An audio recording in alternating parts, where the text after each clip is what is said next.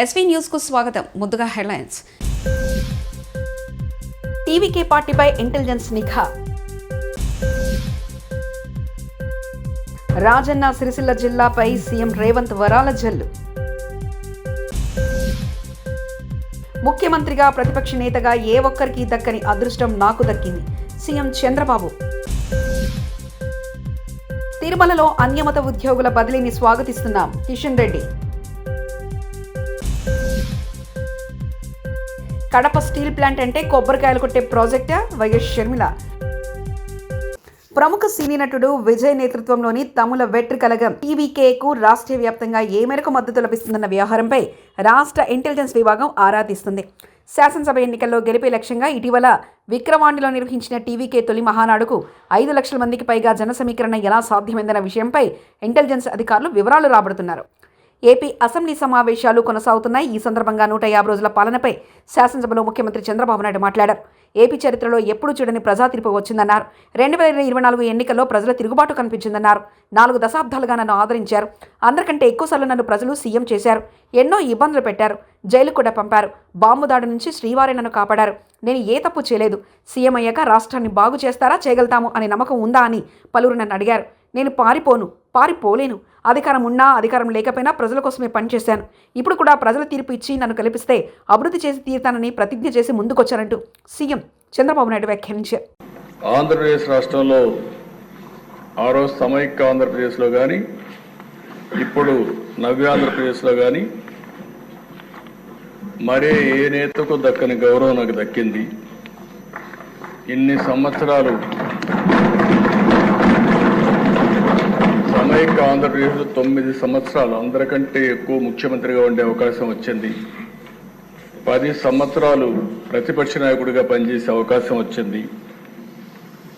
అదే మరి ఇక్కడ ఒకసారి రెండోసారి ముఖ్యమంత్రిగా ఒకసారి ప్రతిపక్షంలో పనిచేసే అవకాశం ప్రజలు ఇచ్చారు. అదే ఇంకొక విధంగా దిశ అనునిత్యం కష్టపడి పనిచేయడం, నిజాయితీగా ఉండడం, అనుక్షణం ప్రజలు వాళ్ళ బిడ్డల సంక్షేమమే ధ్యేయంగా పనిచేస్తూ వచ్చాను. అందుకే 4 దశాబ్దాలుగా ప్రజలు ఆదరించారు. వాళ్లకు నా జీవితాంతం కూడా రుణపడి ఉంటానని చెప్పి మరొక్కసారి ప్రజలందరికీ విజ్ఞప్తి చేస్తున్నాను. ఈ 5 సంవత్సరాలే కాకుండా ఒక దశాబ్దం పాటు సీఎంగా చంద్రబాబు గారు ఉండాలని కోరుకుంటున్నా అంటూ పవన్ కళ్యాణ్ వ్యాఖ్యానించారు. సంసిద్ధంగా ఉన్నామని తెలియజేసుకుంటూ మీరు 5 సంవత్సరాలు కాదు గౌరవ ముఖ్యమంత్రి గారు తెలియజేసిన అధ్యక్ష, మీరు ఇంకొక దశాబ్దం కూడా ఈ రాష్ట్రానికి ముఖ్యమంత్రిగా రాజన్న సిరిసిల్ల జిల్లాపై ముఖ్యమంత్రి రేవంత్ రెడ్డి వరాల జల్లు కురిపించారు. జిల్లాలో పర్యటన సందర్భంగా పలు అభివృద్ధి పనులకు సీఎం శంకుస్థాపనలు, భూమి పూజలు చేయనున్నారు. ప్రజాపాలన తొలి ఏడాదిలోనే మొత్తం 694.50 కోట్లతో వివిధ అభివృద్ధి పనులు శ్రీకారం చుట్టారు సీఎం. 76 కోట్లతో చేపట్టే శ్రీ రాజరాజేశ్వర స్వామి దేవాలయ అభివృద్ధి పనులకు ధర్మగుండం వద్ద శంకుస్థాపన కార్యక్రమం నిర్వహించారు. పెప్పర్ స్ప్రేలను అడ్డుకొని తెలంగాణ బిల్లును ఆమోదింపజేయడంలో పెద్దలు జైపాల్ రెడ్డి గారి నుంచి మొదలు పెడితే మన పార్లమెంట్ సభ్యులందరూ పట్టుదలతోని వీరోచితంగా లోక్సభలో కొట్లాడితే తెలంగాణ రాష్ట్ర బిల్లు ఆమోదం అయ్యింది. తెలంగాణ రాష్ట్ర బిల్లు ఆమోదం ఆశామాసిగా జరగలే. అల్లా తప్పగా ఎవరో ఇవ్వలే. శ్రీమతి సోనియా గాంధీ గారు ఆంధ్రప్రదేశ్లో 155 అసెంబ్లీలు, 25 పార్లమెంట్లు ఉన్న పార్టీ శాశ్వతంగా నష్టపోయినా, కేంద్రంలో అధికారం కోల్పోతుందని తెలిసిన 4 కోట్ల తెలంగాణ ప్రజల కోరిక నెరవేరాలి, కరీంనగర్ గడ్డ మీద నుంచి ప్రజలకిచ్చిన మాట నెరవేర్చాలి అని వారు ఇచ్చిన మాటకు కట్టుబడి ఇవాళ తెలంగాణ రాష్ట్రం ఇచ్చింది. కాబట్టి మనందరం గర్వంగా తలెత్తుకొని నాది తెలంగాణ రాష్ట్రం, ఈ తెలంగాణ రాష్ట్రంలో ఇందిరమ్మ రాజ్యం, ప్రజా ప్రభుత్వం ఉన్నదని ఇవాళ మనం గొప్పగా గర్వంగా చెప్పుకునే పరిస్థితులు ఈరోజు మనకు వచ్చినాయంటే శ్రీమతి సోనియా గాంధీ గారు కరీంనగర్ గడ్డ మీద నుంచి ఇచ్చిన మాట అన్న సంగతి నేను మీకు గుర్తు చెయ్యదలుచుకున్నా.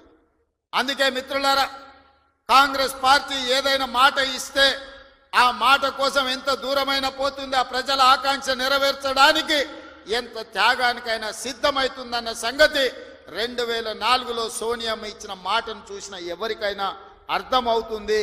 ఈ ప్రాంతం నుంచి ఒక్కసారి ఎంపీగా మీరు పొన్నం ప్రభాకర్ను గెలిపిస్తే తెలంగాణ రాష్ట్రాన్ని సాధించండి. మరి నేను ఇక్కడికి వచ్చిన సోషల్ మీడియాలో అసభ్యకరమైన పోస్టులు పెడుతూ వేధింపులకు గురి చేసే వాటిని కఠినంగా శిక్షించాలని ఏపీసీసీ చీఫ్ వైఎస్ షర్మిలారెడ్డి అన్నారు. వైఎస్ వివేకానందరెడ్డి కుమార్తె సునీత, వైఎస్ విజయలక్ష్మి తనపైన సోషల్ మీడియాలో పోస్టులు పెట్టించిన కడప ఎంపీ అవినాష్ రెడ్డిని తక్షణమే అరెస్ట్ చేయాలని షర్మిల డిమాండ్ చేశారు. తమ అందరిపై అవినాష్ రెడ్డి పోస్టులు పెట్టించారని పోలీసులు నిర్ధారణకు వచ్చారని, అలాంటప్పుడు అతన్ని ఎందుకు విచారించడం లేదు, అరెస్టు చేయడం లేదంటూ ఆమె ప్రశ్నించారు. ఇలాంటి వారిని కఠినంగా శిక్షించాల్సిందే అంటూ డిమాండ్ చేశారు. కడప స్టీల్ ప్లాంట్ కోసం కడప కలెక్టర్ కార్యాలయం ఎదుట షర్మిల నిరసన కార్యక్రమం చేపట్టారు. ఈ సందర్భంగా ఆమె వినూత్నంగా నిరసన చేపట్టారు. కడప స్టీల్ ప్లాంట్ అంటే కొబ్బరికాయలు కొట్టే ప్రాజెక్ట్ అంటూ కొబ్బరికాయలతో కలెక్టరేట్ ఎదుట నిరసనకు దిగారు. అంతా అభివృద్ధి చెందాలి అని, ఈ ప్రాంతం తలరాతను మార్చాలి అని చేపట్టాలనుకున్న ప్రాజెక్టు. కడప స్టీల్ ఫ్యాక్టరీ వస్తే ఈ ప్రాంతం అంతా సస్యశ్యామలం అవుతుందని, ఇక్కడ కడప బిడ్డల జాతకాలు మారిపోతాయి అని, ఎంతోమందికి మేలు జరుగుతుంది అని రాజశేఖర రెడ్డి గారు కడప స్టీల్ ఫ్యాక్టరీ రావాలి అని ఉద్దేశించారు. నిజానికి రాజశేఖర రెడ్డి గారు ఉన్నప్పుడే కడప స్టీల్ ఫ్యాక్టరీ కోసం ఎన్నో ప్రయత్నాలు చేసి దీన్ని సాకారం చేయాలి అని పూర్తి బ్లూ ప్రింట్ కూడా తయారు చేశారు. 10,000 ఎకరాలలో 20,000 కోట్ల పెట్టుబడితో 20 మిలియన్ల టన్నులు ఉత్పత్తి చేసే కెపాసిటీ గల ప్లాంట్ని ఇక్కడ ఏర్పాటు చేయాలి అని మొత్తం ప్లాన్ రెడీ చేశారు రాజశేఖర రెడ్డి గారు. రాజశేఖర రెడ్డి గారు ఉద్దేశం ప్రకారం 25,000 మందికి ఉపాధి కల్పిస్తుంది ఈ ప్లాంటు, డైరెక్ట్ ఎంప్లాయ్మెంట్ ఇస్తుంది. ఇంకో 1,00,000 మందికి ఇండైరెక్ట్ ఎంప్లాయ్మెంట్ ఇస్తుంది ఈ ప్లాంటు అన్నది రాజశేఖర రెడ్డి గారి ఉద్దేశం అయితే, మరి ఈరోజు ఏమైంది? ఎక్కడికి పోయింది? అంత గొప్ప ప్రణాళిక తర్వాత వచ్చిన నాయకుల చేతుల్లో నాశనం అయిపోయింది కదా. తిరుమల తిరుపతి దేవస్థాన పాలక మండలి నిర్ణయాలను కేంద్ర మంత్రి కిషన్ రెడ్డి కొనియాడారు.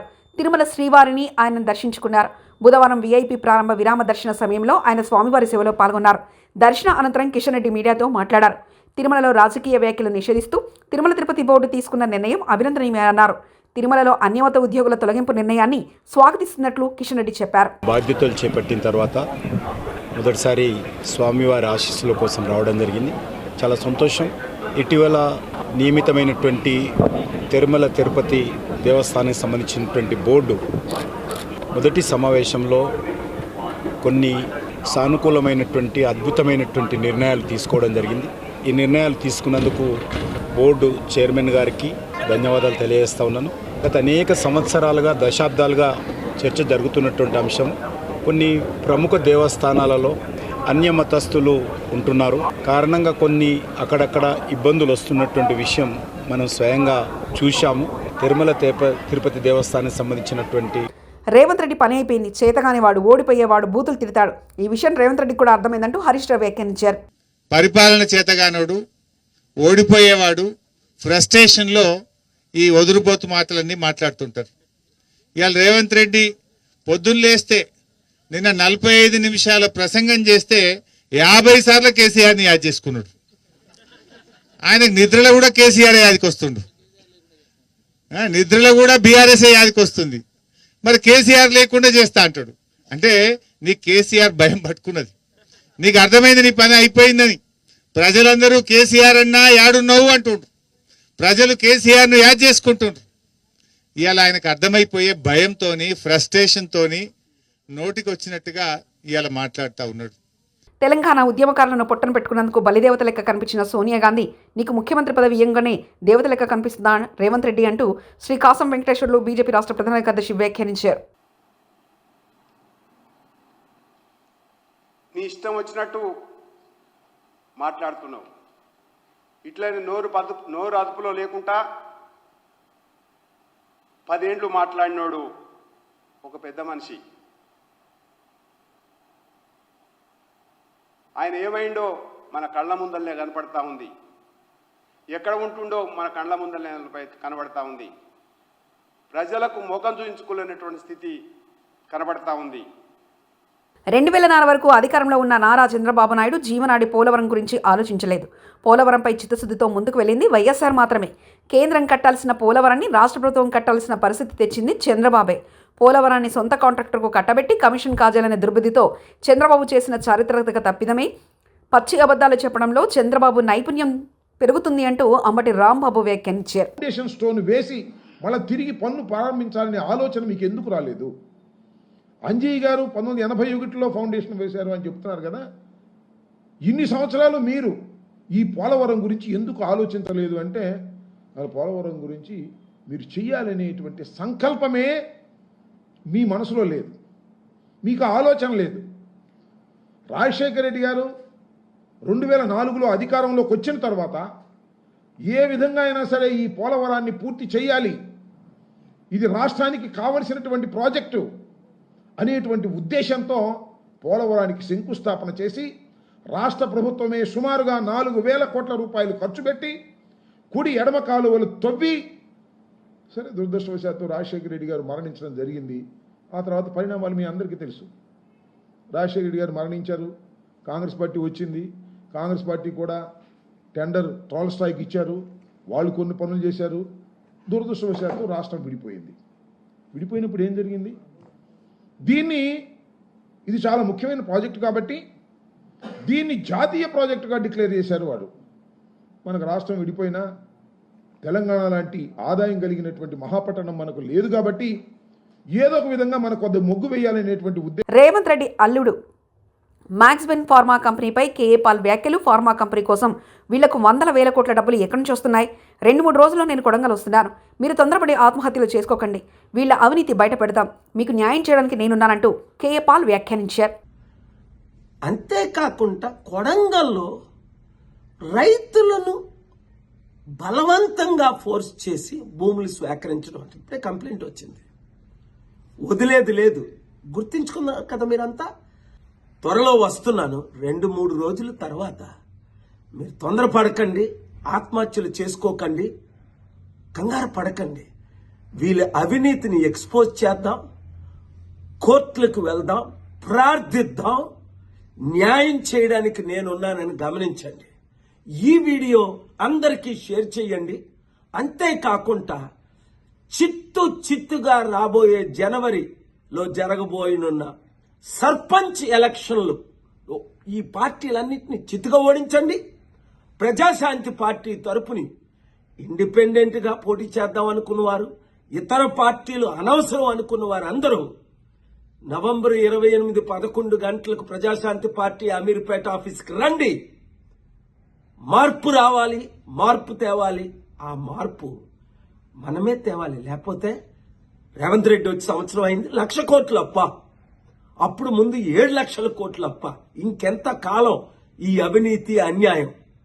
వాళ్ళకి 1,00,000 కోట్లు, మనకి 1,00,000 కోట్లు అప్పు. మీరే మార్చాలి. మీరు నేను కలిసి పని చేద్దాం, ప్రార్థిద్దాం, మార్పు తీసుకొద్దాం. ఈ వీడియో ప్రతి ఒక్కరికి షేర్ చేయండి. గత వైసీపీ ప్రభుత్వ ప్రజలను తప్పుదోవ పట్టించింది. లేని వాలంటీర్ వ్యవస్థను ఉన్నట్లు బూటప్కు రాజీనామాలు చేశారు. గత ప్రభుత్వానికి వాలంటీర్పై ప్రేమ ఉంటే జీవో ఎందుకు ఇవ్వలేదో సమాధానం చెప్పాలంటూ మంత్రి డోలా శ్రీ బాల వీరాంజనేయ స్వామి వ్యాఖ్యానించారు. మీరు ఇచ్చిన జీవోలు పాతలో మీరు చూసుకుంటే ఒకసారి అధ్యక్ష, వాళ్ళు అధ్యక్ష 39-20 ఒక జీవో ఇచ్చారు అధ్యక్ష. 31-3-22 ఒక జీవో ఇచ్చారు అధ్యక్ష. తర్వాత 29-9-22 ఒక జీవో ఇచ్చారు అధ్యక్ష. 29-9-22 జీవో ఇస్తూ 15-8-22 నుంచి 14-8-23 వరకు వాళ్ళది కొనసాగిస్తూ జీవో ఇచ్చారు అధ్యక్ష. మళ్ళీ 23 వాళ్ళు ఎందుకు 2023 సంవత్సరం ఎందుకు జీవో ఇవ్వలేకపోయారు అంటే వాళ్ళ ప్రభుత్వం నుంచి దిగిపోతామని తెలిసే ఆ జీవో ఇవ్వలేదు అధ్యక్ష. వాళ్ళు చేసే తప్పులకు ఉండరని చెప్పి జీవో ఇవ్వలేదు. ఈ రోజు మమ్మల్ని బ్లేమ్ చేయడం కోసం వాళ్ళు ఇది వాడుతున్నారు అధ్యక్షగా. మేము కొనసాగిస్తా ఉన్నాం. మీరు జీవో ఇచ్చుంటే మేము కొనసాగించేవాళ్ళం. ఇక్కడ ప్రశ్న ఉత్పన్నం కాలేదు అధ్యక్ష. కొనసాగించే మేము జీతాలు పెంచుతా ఉన్నాం అధ్యక్ష. నేను చెప్పింది అధ్యక్ష, వాళ్ళు అడిగిన ప్రశ్న సమాధానాలు ఇచ్చారు అధ్యక్ష. లేని బిడ్డకి పేరు పెట్టమని, లేని బిడ్డకి ఏదో చేయమని అడిగినట్టుగా ఉంది అధ్యక్ష. వ్యవస్థలో వాళ్ళు ఉన్నారు. కానీ 23 ఆగస్టు నుంచి వాళ్ళని రెన్యువల్ చేయలేదు. చేయలేని వాళ్ళకి ఒక ఫేక్ ముఖ్యమంత్రి, ఫేక్ కేబినెట్, ఫేక్ గా వాళ్ళకి రాజీనామాలు, ఫేక్ డ్రామాలు, ఈ రోజు మళ్ళీ ఫేక్ ప్రశ్నలు. టీవీకే పార్టీపై ఇంటెలిజెన్స్ నిఘా. రాజన్న సిరిసిల్ల జిల్లాపై సీఎం రేవంత్ వరాల జల్లు. ముఖ్యమంత్రిగా, ప్రతిపక్ష నేతగా ఏ ఒక్కరికి దక్కని అదృష్టం నాకు దక్కింది సీఎం చంద్రబాబు. తిరుమలలో అన్యమత ఉద్యోగుల బదిలీని స్వాగతిస్తున్నాం కిషన్ రెడ్డి. కడప స్టీల్ ప్లాంట్ అంటే కొబ్బరికాయలు కొట్టే ప్రాజెక్టా? వైఎస్ షర్మిల. ఇవి బులెటిన్ విశేషాలు. చూస్తూనే ఉండండి ఎస్వీ న్యూస్.